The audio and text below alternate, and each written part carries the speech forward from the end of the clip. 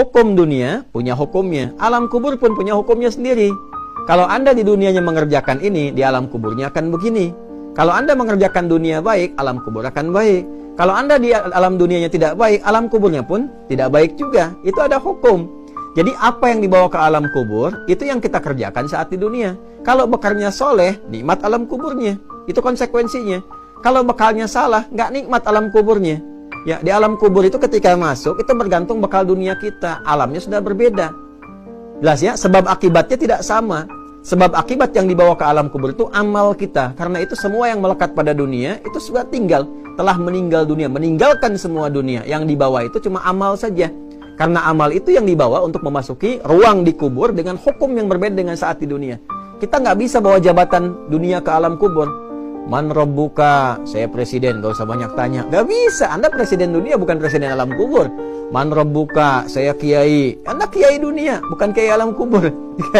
Man rabbuka, oh saya adalah Crazy Rich Riau, orang terkaya di Riau. Gak bisa, Anda dunia, sekarang sudah alam kubur. Kalau sudah alam kubur, semua sama. Semua sama, tinggal amal yang menentukan, itu hukumnya. Nah, amal itu cuma dua sifatnya, soleh atau salah.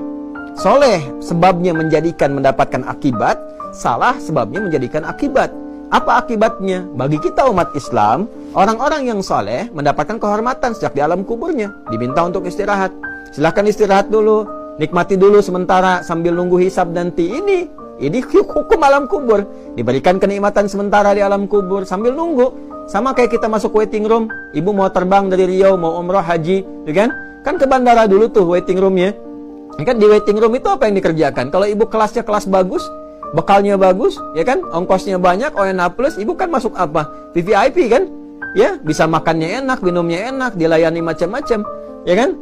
Tapi kalau yang jadi masalah, kalau misalnya bekalnya nggak benar tuh, ternyata dia memalsukan misalnya, memalsukan visa. Ya, alih-alih dia dapat waiting room, dia waiting roomnya kan diinterogasi petugas di situ. Ya, jangankan dapat makanan, yang dia dapatkan cacian, macam-macam, mungkin hukuman, ancaman, Anda dihukum, di penjaranya kan bukan di situ. Tapi dia ada di ruang senyap, diinterogasi dan sebagainya, merasa nggak enak. Nggak enak, gelisah, dicurigai dan sebagainya. Belum dihukumnya.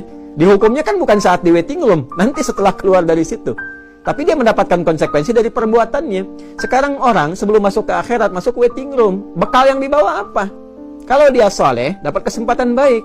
Banyak ayat turun nanti. Yang paling viral kan di Quran surah ketiga Al-Imran ayat 169 sampai 171 itu. Wala tahsabanna alladhina qutilu fi sabilillahi amwata ya bal ahya'un 'inda rabbihim yurzaqun farihina bima atahumullahu min fadli wa yastabshiruna bil ladzina lam yalhaqu bihim min khalfihim alla khaufun 'alaihim wa lahum yahzanun. Ya kan? Ya mereka merasakan kegembiraan, nikmat, enak, difasilitasi, bahkan malaikat dalam hadis mengatakan nyuruh istirahat. Istirahat aja dulu, tunggu hisab. Nih fasilitas sambil nunggu hisab. Bahasa kita ya begitu. Hadisnya sahih, sudah saya sampaikan dalam kajian yang detil. Yang nggak ada bekal, bagaimana diberikan fasilitas? Bekal yang nggak ada, ya dikonfirmasi dulu. Man rabbuka, susah. Ya kita yang ngaji ya bisa jawab. Man rabbuka, udah hatam tauhid 62 video, bisa kan? Kalau sanggup.